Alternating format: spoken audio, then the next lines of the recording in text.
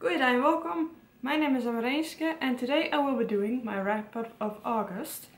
I read 5 books in August and approximately 60% of this one. This one I started reading during Tome Topple, The Warded Man by Peter V. Brett.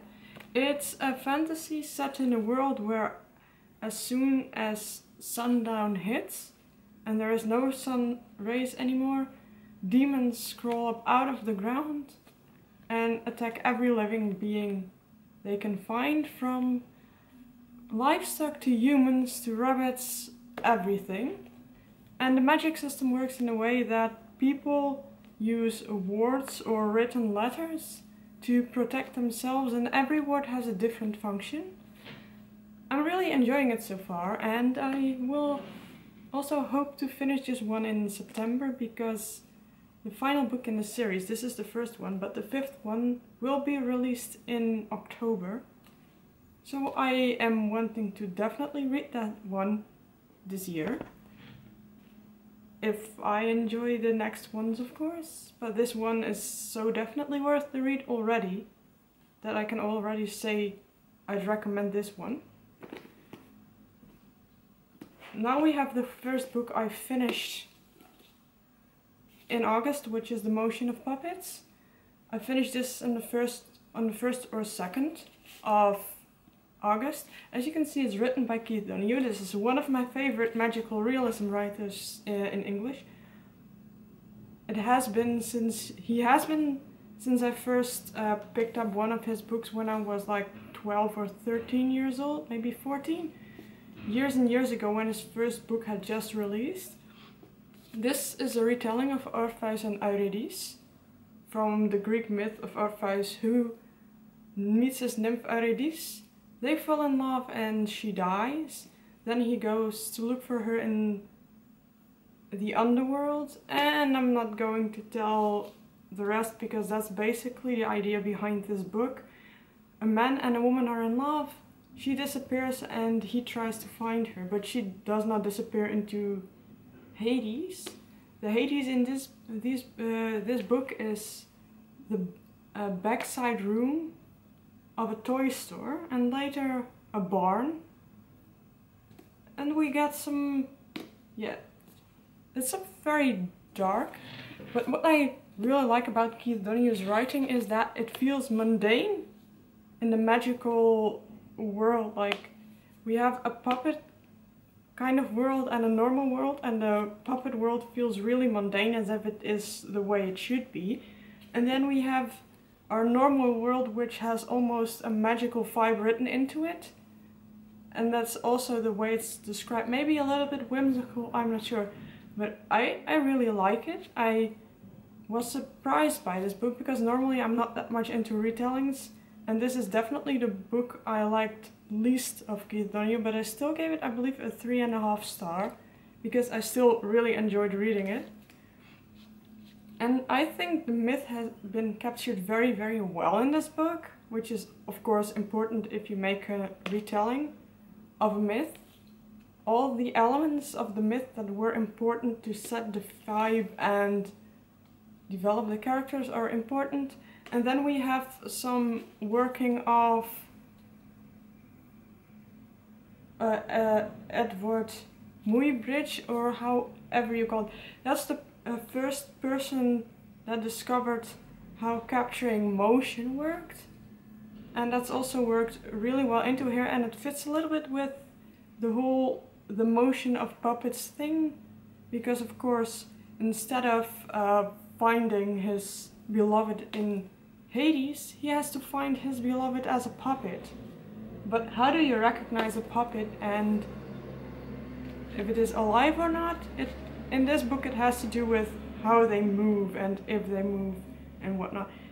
I think it's done really well, and it fitted really well in the story, but I can get why some people would not like it, because it's very history heavy, and the man who talks about it has actually to translate the book from, I believe, English to French.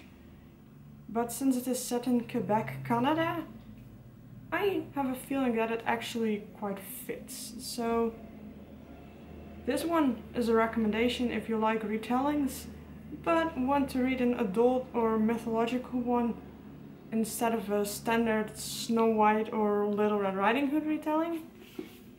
Then we go on to my finishings in the book Tome Topple, which is, for the rest, Lee Bardugo's Six of Crows duology, Six of Crows and Crooked Kingdom in audiobook version. This readathon is meant for books over 500 pages, and both those books have printings of over 500 pages. So I thought, let's listen to them. But those audiobooks, man, they are so long and so slow. It took me 50% of the audiobook to get into this thing. It's 15 hours long, and I listened to most of that first half at 1.5 speed. I thought it was part of that was one of the biggest reasons it took me so long to get into it, but after listening this one mostly in 2 times speed and still taking 10% of the book to get into it, I think that's not the case, because I really felt the characters and the atmosphere in this one when I listened to it at 2 times speed, and not really in this one when I listened to it in 1.5 times speed. So it has not really to do with the speed. I really had to get used to the writing style. I really had to get used, or like get into the characters, which took 50% of the book, and then we went head on into the heist, which took about 30% of the book. And I was fairly unimpressed with the rest of it. That was definitely the best part of the book, together with the prison break at the beginning of the story. And we're speaking about warming to the characters in these 2 books. Everybody, of course, has his or her own favorites. Mine were, I think, especially Nina, because of her background, and maybe possibly Matthias. I got their perspectives and why they acted the way they did very, very well. And I liked the way they were written. There were 2 characters in here I felt like okay about. One, I thought, that's just, there is no fucking reason for doing that. There was Kaz, and then we have Inej. Just okay. I gave this one, I think 3.25 stars, and this one, I think 3.5 stars. I'm not sure. Maybe lower.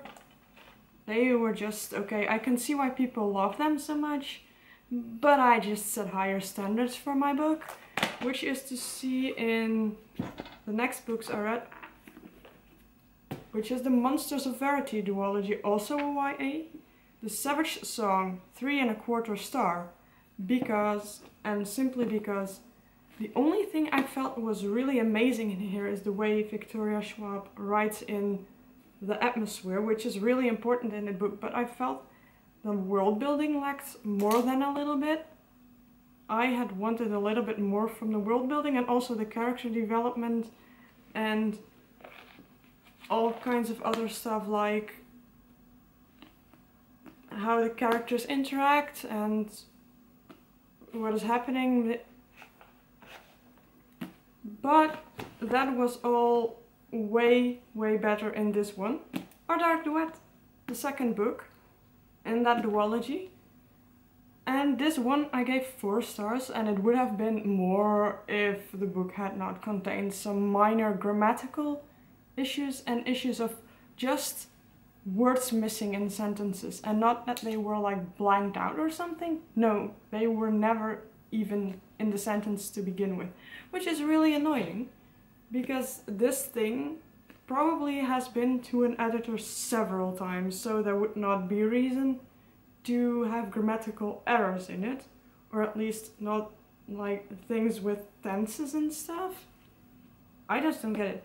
But the character development in here, I liked Kate more. I liked August more, and you saw even more of August's struggle, which I really liked. And the development of the world, like the way the world goes in this book, absolutely, absolutely good. I already liked the Shades of Magic trilogy quite a lot, but I think I like this book better than that trilogy. It was I have a feeling that this as a completed duology is better than the Shades of Magic in my opinion, but this one is worse and this one is a lot better. It's just completed so well in my opinion, and I had never expected to like a YA so much. Well, possibly because The Hush is one of my favorite reads of this year, and that's also a YA. But anyhow, this is my highest rated book of August, and I'm happily surprised about that.